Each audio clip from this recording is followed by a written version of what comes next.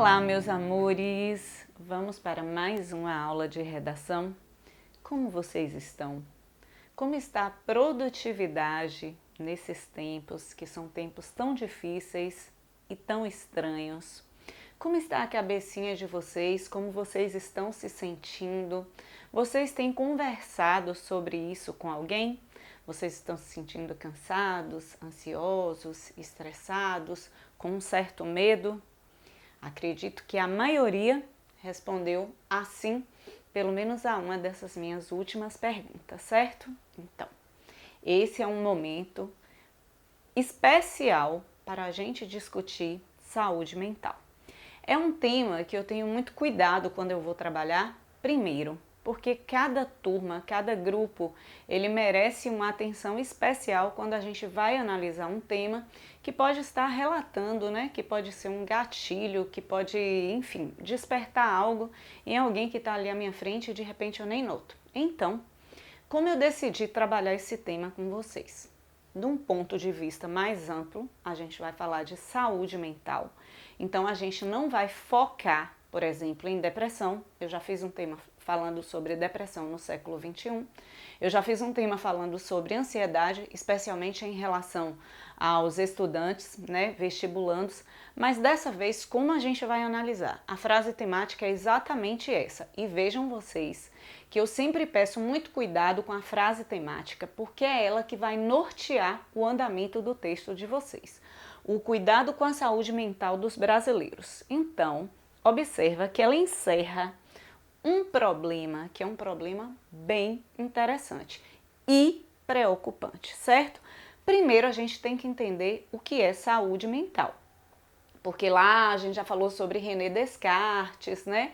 E aí a gente tem esse homem dividido em corpo e mente. Vocês observem que o cuidado com a saúde é muito mais focado no corpo, ou seja, na saúde física, do que na saúde mental. E é importante a gente falar sobre saúde mental.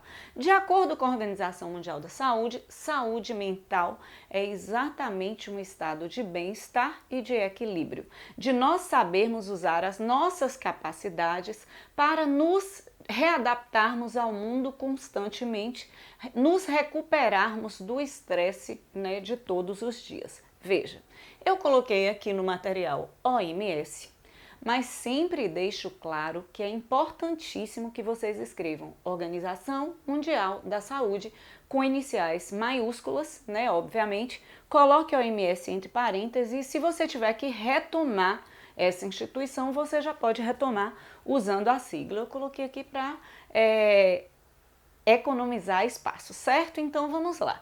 O conceito é esse. Agora, qual é o problema? Por que esse tema se torna um problema? Lembrem-se sempre de que quando vocês pegam um tema, vocês têm que ter um minutinho, pelo menos, para vocês pensarem assim, caramba, por que isso? Né? Tentar contextualizar com esse momento que a gente está vivendo. Vamos lá, segundo a OMS, olha só, o número de pessoas com transtornos e com doenças mentais no mundo beira 400 milhões. No Brasil, para vocês terem uma ideia, a estimativa é de 23 milhões e a gente imagina que esse número seja muito maior, especialmente agora, né? A gente imagina que essas estimativas elas já estejam defasadas frente à realidade brasileira. E a ONU, que é a Organização das Nações Unidas, diz o quê? A falta de um tratamento adequado faz com que essas enfermidades ocupem posições de destaque no ranking das doenças que mais atingem a população mundial. Até coloquei a fonte da informação aqui para vocês, já que a gente está tratando de números. E todas as vezes que a gente trata de número, é muito interessante, é muito importante e necessário que a gente apresente uma fonte. Agora vamos lá. Sempre leiam os textos de apoio, marquem, né, o que tem ali que é relevante, que é interessante, que leve vocês a um pensamento, né, de um repertório que vocês possam trazer para o texto, mas vamos para aquele nosso pensamento bem objetivo. A redação é uma redação do Enem, que tem uma espécie de direcionamento que é muito, muito, muito objetivo. Lembrem-se de que são milhões de pessoas fazendo essa prova, são milhares de corretores em todos os lugares do Brasil e que as notas de um e de outro, já que as redações são corrigidas, né, 2 vezes por pessoas diferentes, né, duas pessoas corrigem a mesma redação, a discrepância não pode ser maior que 100, que na verdade não existe discrepância de 100, já que cada nota é de 0 a 40, então é 40, 80, 120, 160, 200.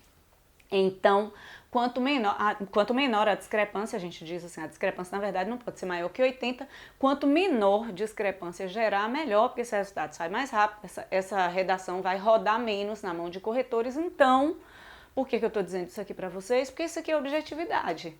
A gente está trabalhando focado na redação do Enem, objetividade. Você pega a redação, você vai responder com outras 2 provas, com mais 90 questões, então você tem que ter já um mecanismo, né, de se condicionar a pensar rápido e ver como você vai organizar de maneira bem objetiva o seu texto. O tema estava lá, né, claramente colocado para a gente, o cuidado com a saúde mental dos brasileiros. Então, como eu vou criar uma organização na minha cabecinha? Eu vou pensar assim, ok, saúde mental é super falada, inclusive a gente já tem no Brasil hoje, né, já tem há um certo tempo, Setembro Amarelo, Janeiro Branco e outras datas aí que são datas especialmente para a gente lembrar, outras datas e meses, né, no caso do Setembro Amarelo, lembrar o cuidado com a saúde mental. Mas o tema é comentado, de fato, é verdade, mas na prática, cotidianamente, concretamente, ele recebe a mesma atenção do que ele recebe nos programas de TV, do que ele recebe no dia a dia? Aí a resposta de vocês com certeza vai ser não. Então, por quê? Porque na prática a saúde mental não recebe a atenção devida, né? A gente está falando de cuidado, porque na prática ela não tem esse mesmo cuidado como a gente tem com a saúde física. Então eu poderia responder que por um lado, ou primeiro porque, esse tema é negligenciado porque ele ainda é cercado por muitos estigmas e tabus. A gente vai falar o que é estigma e vai falar o que é tabu, embora vocês já saibam. E por outro lado, né, então vejam, concomitantemente a essa negligência que é tanto nossa, da população, da sociedade, quanto também é do sistema de saúde, concomitante a essa negligência, o que eu vou ter? Uma potencialização do problema devido ao modo de vida contemporâneo. Então, eu posso trabalhar em um parágrafo do desenvolvimento os estigmas, os tabus, a desinformação que ainda cerca a doença, ou a saúde mental, e por outro lado, eu vou trabalhar a potencialização desse problema, ou seja, a quantidade de pessoas afetadas, o que leva a esse problema na nossa sociedade contemporânea. Lembrando que, se vocês tiverem espaço para não, obviamente que a gente não vai querer aquela introdução imensa. O que é introdução imensa? É aquela introdução que tem, por exemplo, 8, 9 linhas. Você tem um texto de 30 linhas, né, amores? Então, vamos dividir aí de maneira mais equilibrada e simétrica esses parágrafos. Se você tiver um espacinho, é sempre interessante você terminar, fechar ali o seu parágrafo introdutório com uma conclusão mesmo, um fechamento mesmo da sua ideia. Fica clara a necessidade de atenção à saúde mental do brasileiro, porque o tema está falando de quê? De cuidado. Então, cuidado é sinônimo de atenção, especialmente no momento atual, porque, obviamente, quando vocês fizerem essa redação, a gente vai estar certamente com um número, né, muito maior de pessoas com estresses e inúmeras outros problemas. Aí vamos lá. Dicas para começar, gente, são inúmeras. A gente tem um monte de filme, a gente tem, por exemplo, na literatura o período do romantismo, né, do ultrarromantismo, byronismo e tanta coisa a gente tem para falar sobre isso. Lá, não sei quantos séculos, 6 séculos antes de Cristo, o Hipócrates, que é considerado o pai da medicina, ele já falava sobre saúde mental, porque ele usava uma expressão chamada melancolia, que em grego significa bile negra, para mostrar que as pessoas que produziam mais bile negra elas eram mais taciturnas. Então, veja como esse assunto tem inúmeras maneiras da gente começar. Obviamente que são muitas coisas para falar, então a gente vai resumir em 3.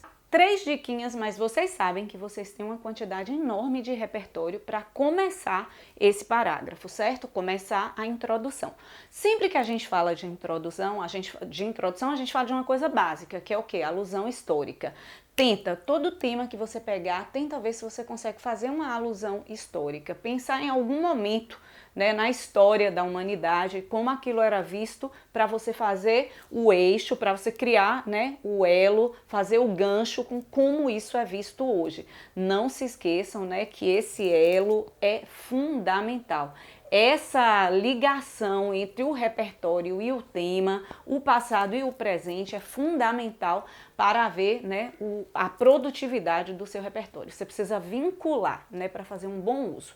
A dica da alusão histórica é vocês imaginarem o seguinte: saúde mental, lá atrás, na Idade Média, era vista, nem se comentava sobre isso, não é?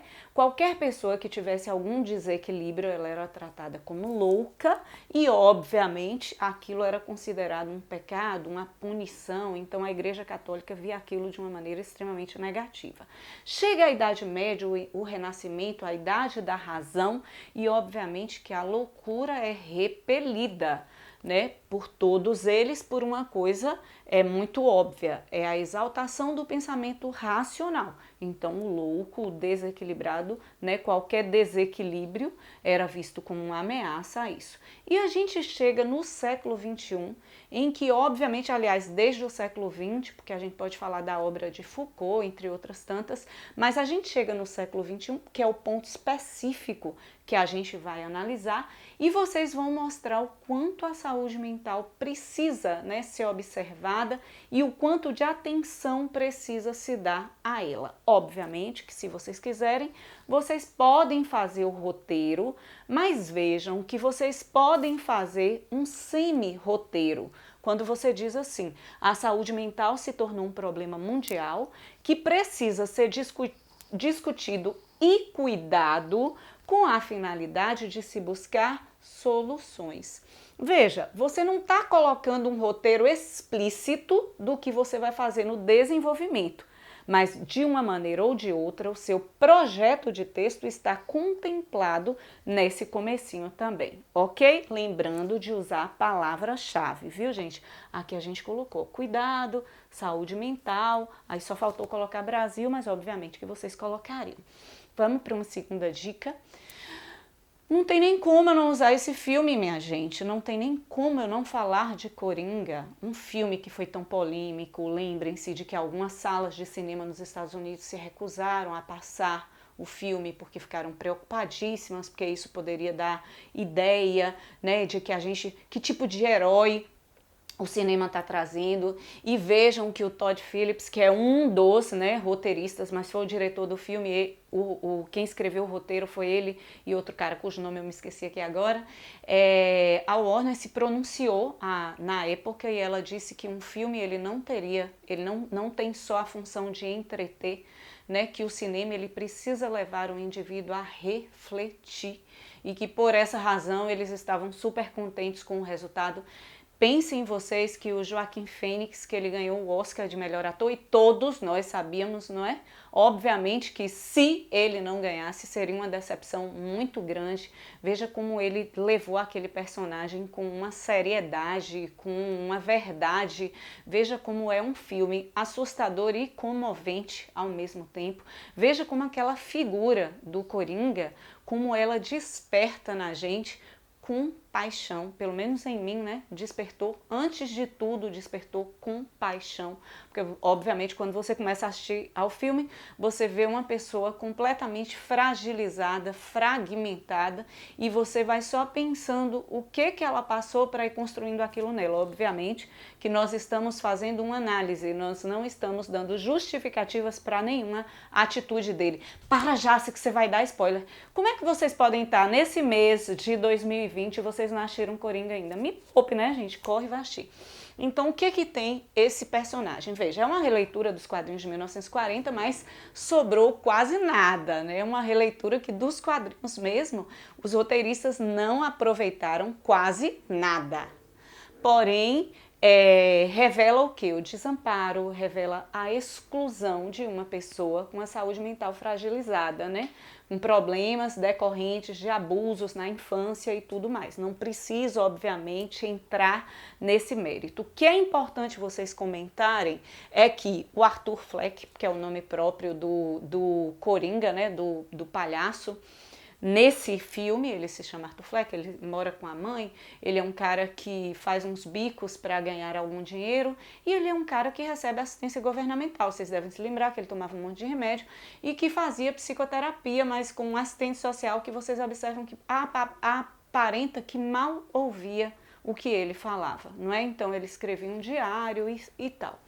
O interessante é que logo, assim, no começo do filme, esses medicamentos, ele tomava, se eu não estiver enganada, 7 medicamentos por dia, esses medicamentos são parados de fornecer, né? Há um corte no fornecimento dessas medicações, que obviamente devem ser medicações caras, que ele não tinha condição de comprar, e concomitantemente o corte na psicoterapia que ele fazia, que de uma forma ou de outra servia para alguma coisa. E aí é tanta coisa que a gente pode imaginar com isso, gente, né? A gente está falando de cuidado com a saúde mental, então veja como ela é relegada a segundo plano, certo? Aí vocês vão estabelecer uma relação direta com o tema e podem fazer o roteiro do que vocês vão analisar no decorrer do texto. Lembrando que tem uma frase do Arthur, que ele escreve no diário, que é bem interessante, que ele diz assim: a pior parte de ter uma doença mental é que as pessoas esperam que você se comporte como se não tivesse. Não é? Olhe como algumas doenças despertam uma comoção imensa na gente, não é? Todas as vezes que a gente se encontra no supermercado, em qualquer lugar, agora a gente não está encontrando ninguém em lugar nenhum, ou que a gente vive, né? Vive junto, com alguma pessoa, por exemplo, que está lutando contra um câncer. A gente vê uma pessoa, você nunca, é a primeira vez que você a vê, e ela está sem o cabelinho e tal, e aí você olha e aquela pessoa desperta em você uma admiração. Uma admiração porque você sente que aquela pessoa ela está lutando, ela está, né, ali com energia. E vejam vocês como uma pessoa com depressão ou com outros transtornos, síndrome do pânico, como elas não são vistas por nós e como é difícil lidar, né, com uma pessoa com a saúde mental fragilizada e comprometida. A gente não sabe lidar com isso. Ok, o filme tem também Bicho de Sete Cabeças, que é um filme incrível. Quem fez foi o Rodrigo Santoro, que aí a gente pode falar de luta antimanicomial, mas tem um livro, gente. Tem um alienista, mas eu coloquei o Holocausto Brasileiro. Tem um documentário feito pela HBO Brasil sobre esse livro. É um livro da Daniela Arbex. E o que ela conta? Ela conta a história de um hospital psiquiátrico chamado Hospital Colônia, em Barbacena, Minas Gerais, na década de 1960. Para vocês terem uma noção da forma como as pessoas eram jogadas ali, um italiano, que era um psiquiatra, que começou a travar uma briga, né, contra manicômios e tudo mais no mundo, que é o Franco Basaglia, ele veio ao Brasil, ele conheceu esse hospital e ele comparou essa instituição a um campo de concentração nazista. Muito capaz de a Daniela ter dado esse nome ao livro dela, né, Holocausto Brasileiro, exatamente por causa dos estudos do Franco que comparava o hospital a um campo de concentração nazista. E o mais duro de tudo é você saber que, em média, 70% das pessoas que estavam ali não tinham absolutamente nenhum problema com a sua saúde mental. Ou seja, elas adoeceram lá dentro, né? Elas eram jogadas, abandonadas, foi fechado na década de 1980 e se transformou num lugar chamado Museu da Loucura. Por que isso, caramba? Para vocês mostrarem como até bem pouco tempo a saúde mental era tratada no país. Qual era o cuidado? A palavra do tema é cuidado. Qual era o cuidado que se tinha? Era excluir. Era basicamente a mesma coisa que a Igreja Católica fazia lá atrás, na Idade Média, certo? Obviamente que tem, vocês podem falar da Anísio Silveira, essa psiquiatra maravilhosa, essa mulher incrível da nossa história, a Glória Pires, fez um filme, né, bem recente sobre ela, enfim, né? É muita coisa que vocês têm para falar. Vamos agora pensar nos argumentos. Vocês podem usar lembrete. Vocês podem usar para começar esses parágrafos expressões como por um lado e usar no desenvolvimento 2 por outro lado, ou você pode usar por um lado e depois você pode usar ademais, além disso, outro sim, entre tantas outras. Pode usar o consequentemente no D2 também, mas vamos lá. Primeira coisa que a gente vai ver, ó, olha o cuidado, gente, para retomar a palavra-chave, ó, cuidado, saúde mental, Brasil, no tema tá brasileiro. Olha o cuidado para não fazer aquele tópico frasal abertão, que quem lê não sabe nem sobre o que você está falando. Olha o foco, olha o recorte. Ah, preciso fazer isso o tempo inteiro? Não, mas no tópico frasal é fundamental que você lembre, você está falando sobre o quê? O cuidado com a saúde mental no Brasil não é priorizado porque estigmas e tabus ainda permanecem na sociedade.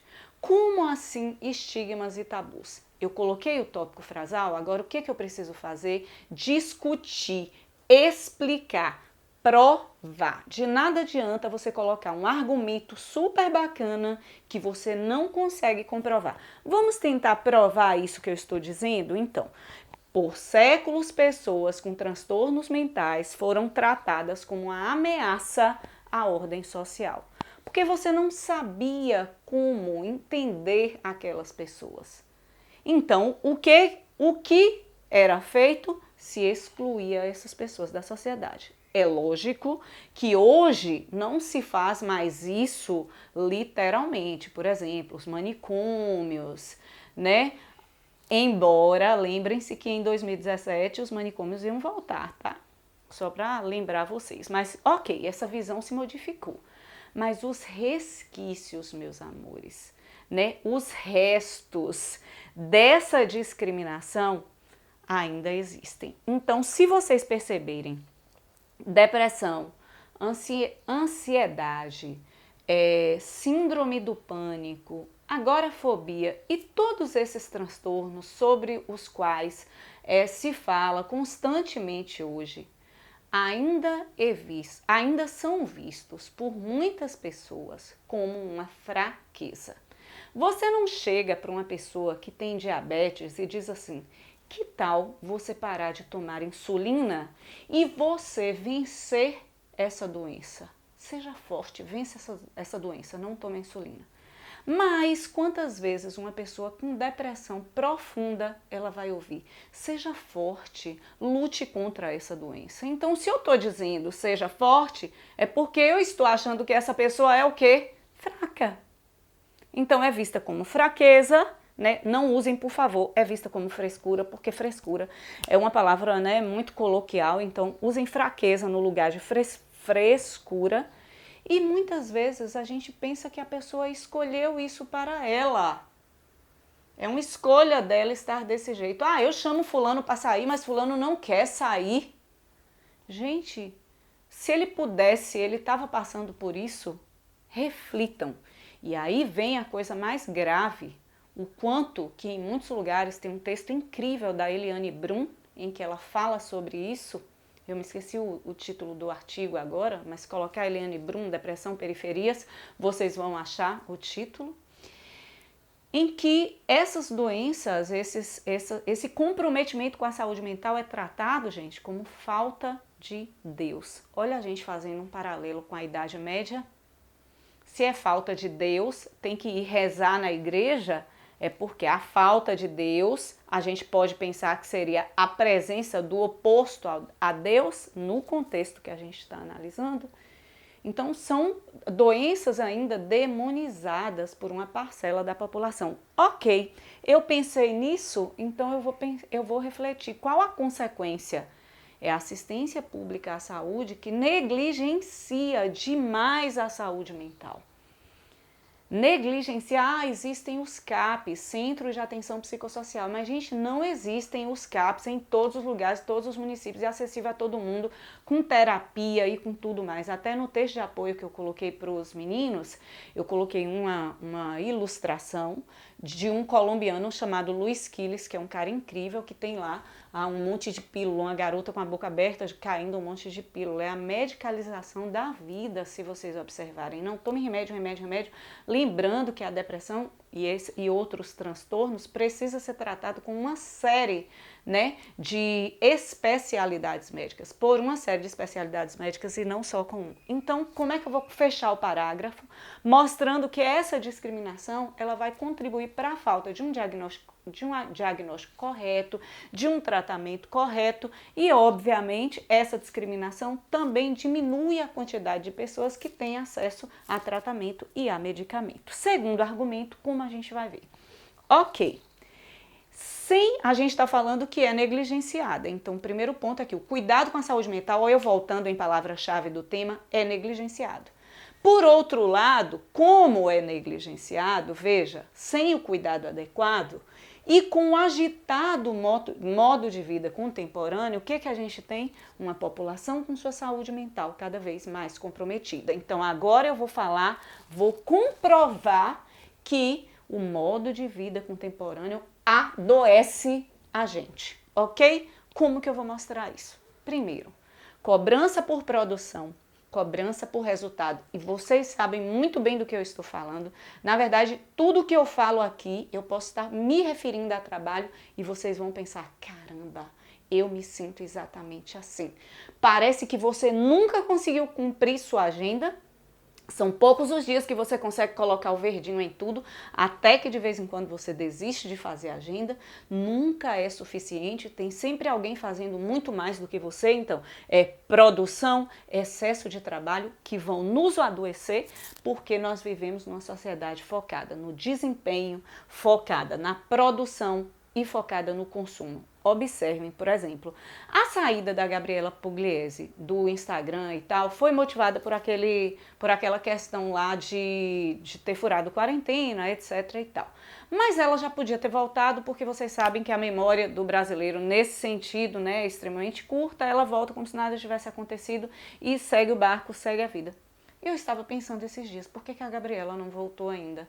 Será que ela não está revendo um monte de coisa na vida dela? Vocês imaginam que é uma pessoa ficar refém de produção de conteúdo 24 horas por dia para milhões de seguidores?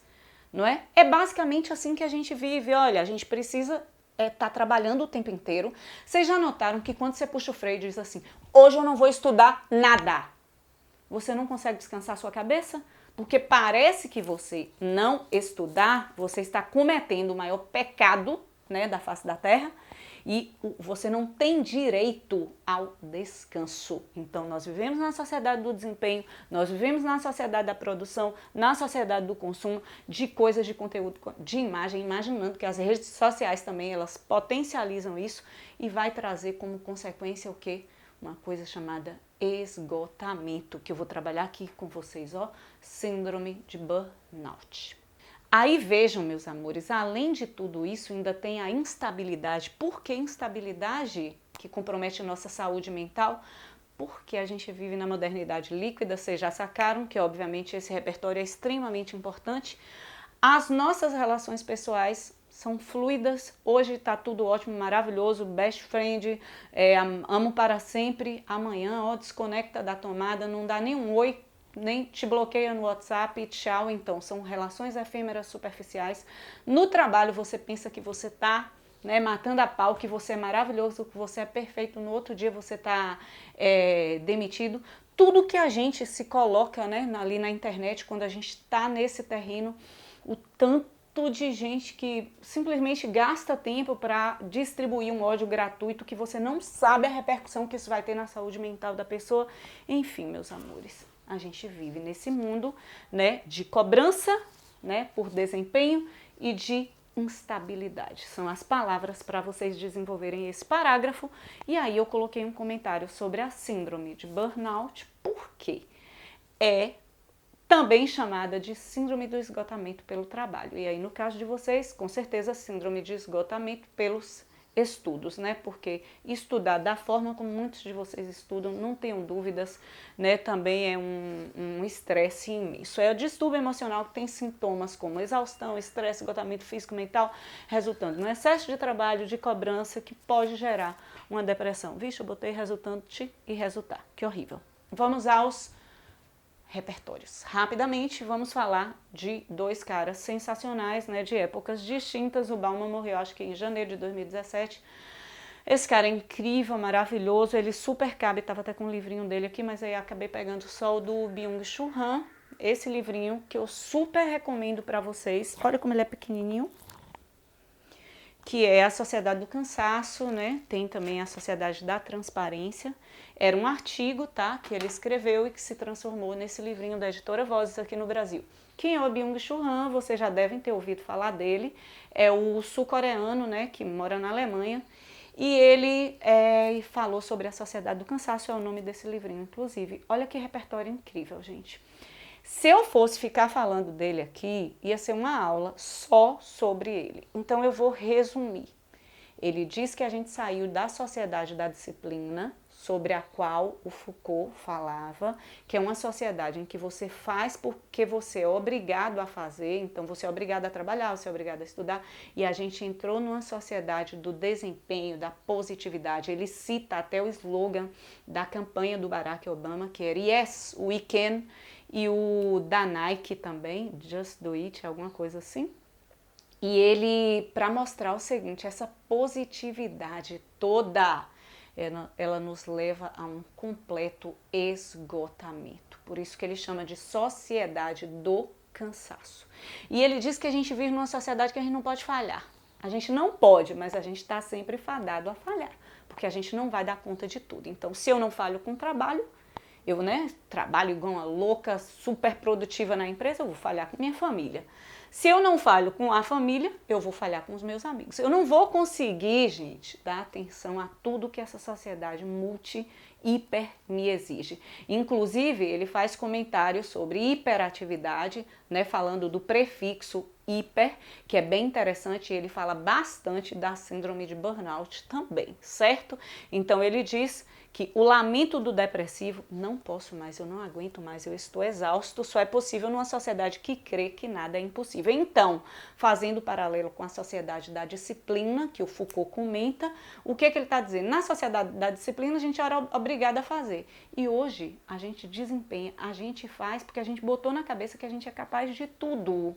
Né? E ele mostra o lado negativo, né? Não mais poder vai levar a uma autoacusação, uma sensação de fracasso, que vai me levar a uma autoagressão e ao adoecimento mental. Olha que perfeito é o Byung-Chul Han, certo? Por outro lado, a gente vai falar do nosso velhinho maravilhoso, que é o Bauman, né? Se é Bauman é bom. E aí vocês vão perceber que quando ele fala da modernidade líquida, é uma das metáforas mais interessantes que existem. Por quê? Líquido, né? O líquido, ele, desce, ele escorre. Então, ele fala do líquido para se referir às instituições, né? Igreja, crenças, relações interpessoais, o que é uma igreja, o que é um casamento, o que é uma escola, ele vai falando disso. E veja que se a gente estudar direitinho Foucault e estudar Bauman, a gente vê que tem uma relação. Não vou entrar nesse mérito agora, mas enfim, pensei nisso para falar para vocês depois. E ele diz o seguinte, né, a modernidade líquida, antigamente era tudo sólido. Ele disse, olha, no nazismo até tinha um campo de concentração, lembra que ele é refugiado, né? No nazismo tinha um campo de concentração, então era tudo tão sólido que tinha até uma instituição em que você colocava as pessoas que se achava, né, que devia colocar ali. Olha como a sociedade é hoje. Olha a diferença da sociedade hoje. Ele diz, né, que a gente tem identidade consumista, identidade fragmentada, que a incerteza econômica, as crises todas que a gente vivencia, a concorrência, tudo isso vai crescendo enquanto a segurança, especialmente no trabalho, enfraquece. Antigamente uma pessoa começava um trabalho e ela se aposentava naquela empresa. Hoje, olha as dúvidas, as interrogações, né? Como é que vai ser? O medo que a gente tem. E tudo isso adoece, obviamente. E aí, eu coloquei um repertório mais prático para vocês, porque nós falamos do burnout, e aí eu encontrei essa pesquisa que é de 2019, final de 2019, mas ela foi colocada agora em 2020, do ISMA Brasil, que mostra que 72% da população brasileira tem alguma sequela de estresse. E 30% desses 72, obviamente, sofrem de burnout. O que eu achei muito interessante é mostrar que dessas pessoas que sofrem de burnout, que é muita, a gente está falando de milhões, 92% desses 90% praticam presenteísmo. Presenteísmo significa que você vai trabalhar, mas que você não está ali. Você está presente, mas ausente. Seu nível de produtividade é baixíssimo, seu nível de comprometimento, e não é porque você é irresponsável, é porque você está doente, você está com a sua saúde mental comprometida.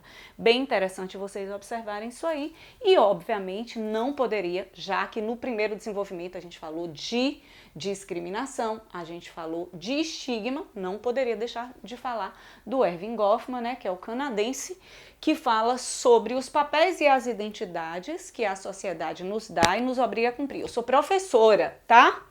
Então, se eu sou professora, eu tenho que me comportar exatamente dentro do jeitinho que se espera de uma professora.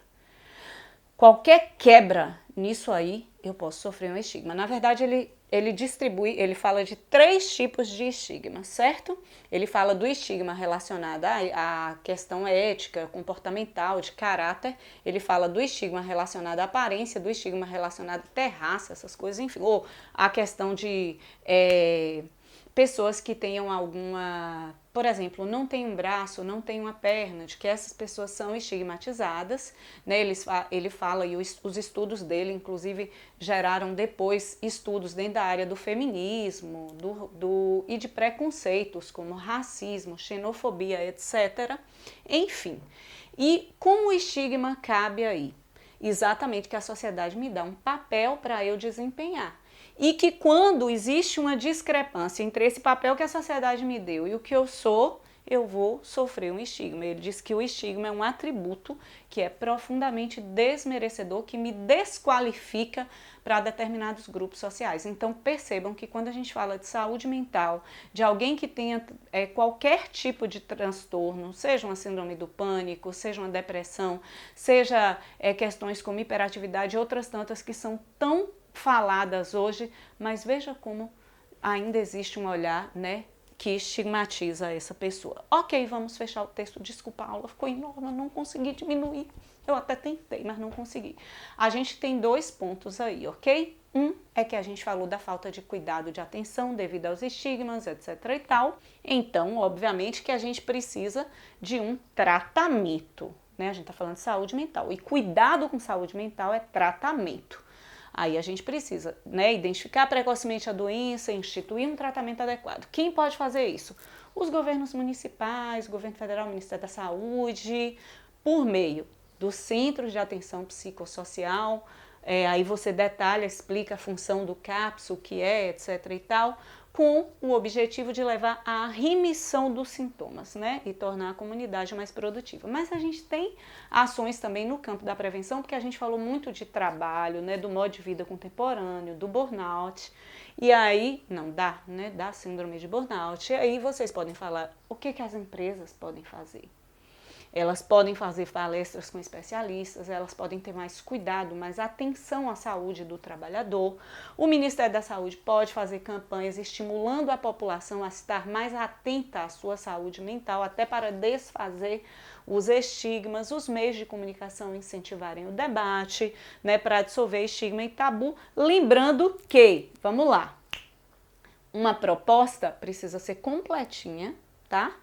E a outra proposta não precisa ser completinha, mas quando eu tenho 2 problemas bem diferentes no desenvolvimento, é interessante que eu coloque as 2 propostas para cumprir o meu projeto de texto. Lembrem-se, na introdução eu coloquei 2 problemas.